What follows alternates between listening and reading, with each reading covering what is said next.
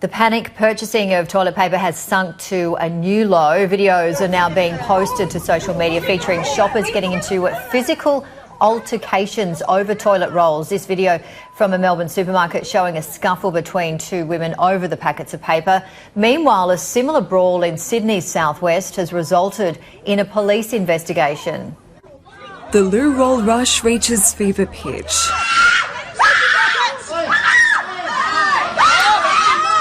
Hey, stop! 3 women coming to blows, a hysterical game of tug-of-war at Chullora Woolworths.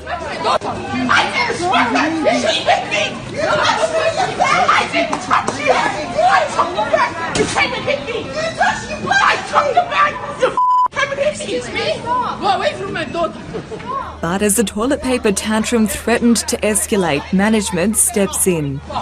You need to get off this trolley now. You need to get off this trolley now. Law and order may have been restored at the supermarket, but now police are on the case, pleading with the public not to flush common sense down the toilet. It's just bad behaviour by people that are panicking, and there's no need for any of that panic. It's not the Thunderdome. It's not Mad Max. We don't need to do that. Nearby, some savvy salesmen from Bankstown have been snapped, capitalising on the shortage, handing out rolls of toilet paper as if they were gold. I can't find anywhere toilet paper, so you guys can send it to me. So what do you think of the free toilet paper?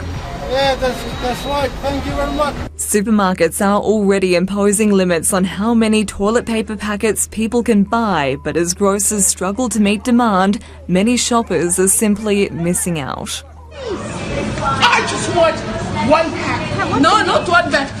Rochelle Murdoch, Sky News. And the panic buying because of coronavirus fears this week has led to security experts questioning if Australians are prepared to handle emergency situations. One of those is founder of Calamity Security, Daniel Lewkovitz.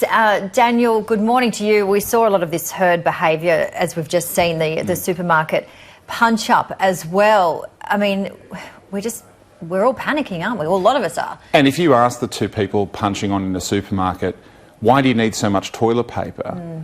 Their face will go blank. They won't be able to give you a straight answer to it. And the curious thing is, I went to the supermarket the other day because I had to see this for myself, and sure enough, there was row after row of empty toilet paper and tissue aisles, and yet the canned goods aisle, the medical goods aisle, the bottled water, and all the things that I'd probably want if I were preparing for the apocalypse, they were all there. And coronavirus doesn't actually send you to the toilet that much. So the only thing I can assume is that these are people who've been caught in that situation that we've all been caught in, of running out of toilet paper. And that's the one fear they have on their mind over all of this. And it's causing people to act in an animal-like way. Having worked in this industry for quite some time, look, the news cycle has changed as well. The instantaneous nature of the way that news is brought to people. And it only takes a little bit of a comment or things to spiral out of control. My problem with what we're seeing here is just a real lack at times of that natural human spirit. Of, you know, look, we saw,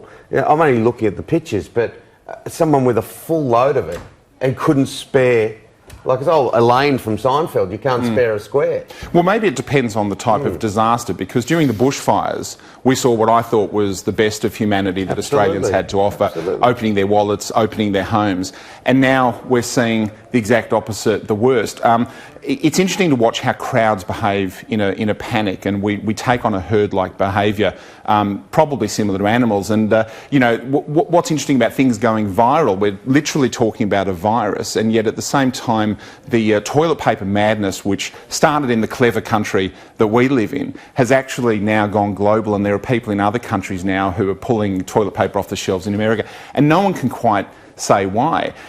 It's probably causing some people to think, is the end of the world coming? And one of the things as a security professional that I've found is that preparing for emergencies is something you really should be doing before the emergency happens. So you should be preparing for what's coming next, not what's happening yesterday. And unfortunately, people here are going through a completely poorly thought out and ill-conceived way of protecting themselves and their family, and that's leading to some really, really high tempers. Yeah, it is a lot of panic, isn't it? And we're going that one step further, as we can see. A lot of anger is coming on board with that. And as you mentioned, we are not really prepared for emergencies. Getting back to the bushfire situation, I mean, it was just horrendous. It has been a terrible start to the year for so many people. Along with the bushfires, we've got the drought as well. But yeah, it's quite extraordinary to see in terms of how much people are just panicking. It needs leadership. It needs strong leadership as well. It does, but it also needs people to actually think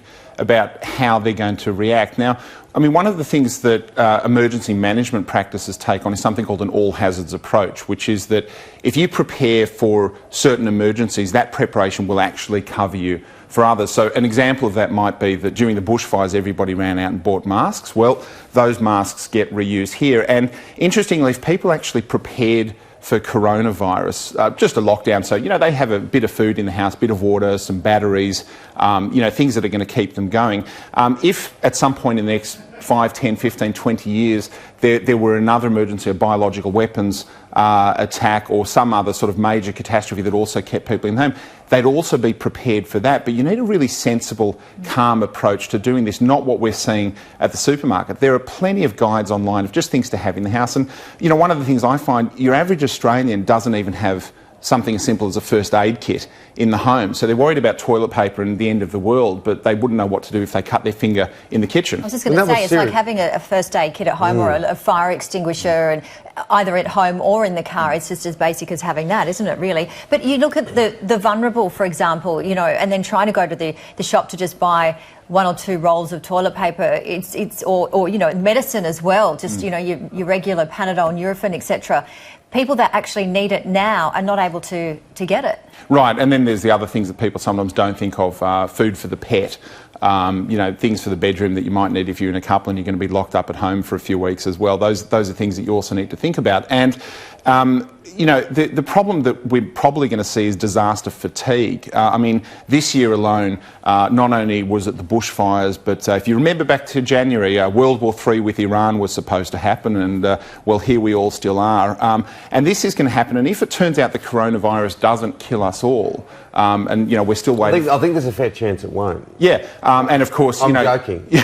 Well, you've got, you know, climate change, which will also kill us all, according to some people who've got, you know, political motivations for spreading fear, uncertainty and doubt.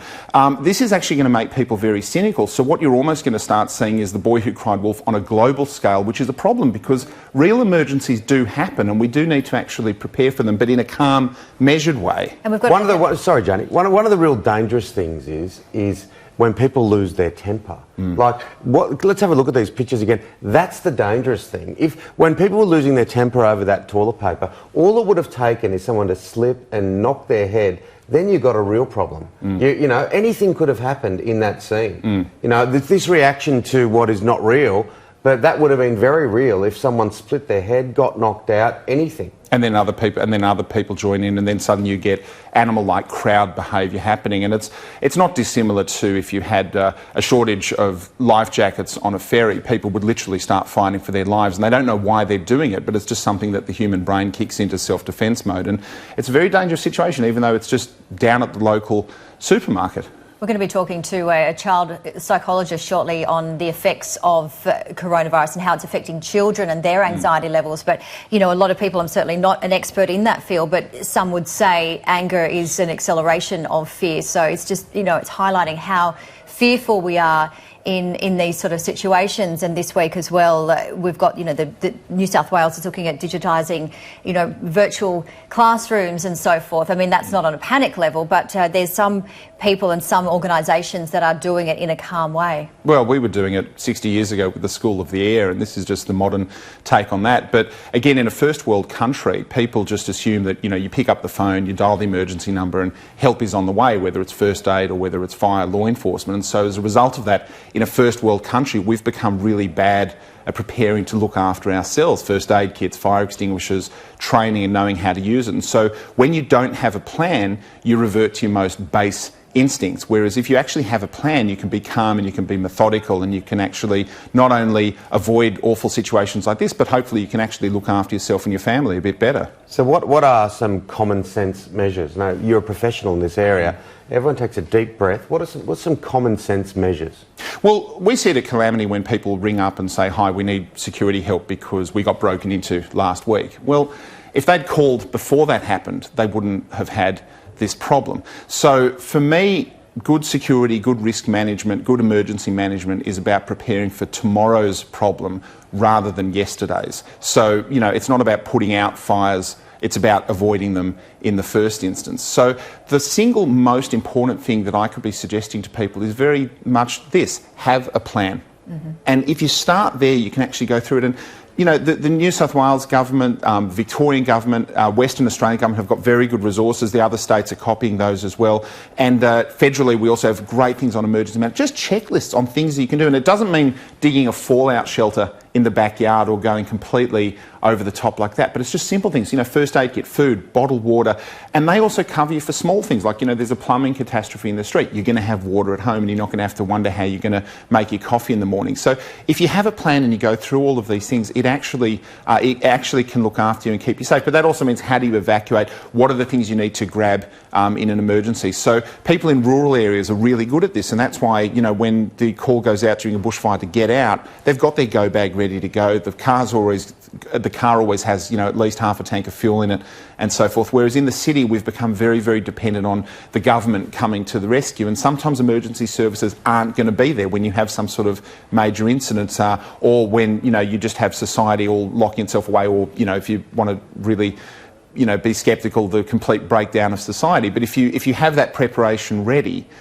just small little things, you know, having a flashlight in the house. Now, most people now are used to using their phone for that. Well, that's great, except you don't now have a means of recharging your phone. So, you know, having just, you know, a $3 dolphin torch that you picked up down at the supermarket, and you won't have to get into a punch-up with anybody to get those. Stay calm through it all. Yeah, no. Look, stay calm and carry on. I think that's the big message. All these things that you're mentioning are fantastic, and that's the kind of due diligence that people need to get involved with, just in simple lives. But don't worry about things that aren't going to immediately affect you, and that's what's happened here in these blow-up scenes, which thankfully no one's been injured yet on.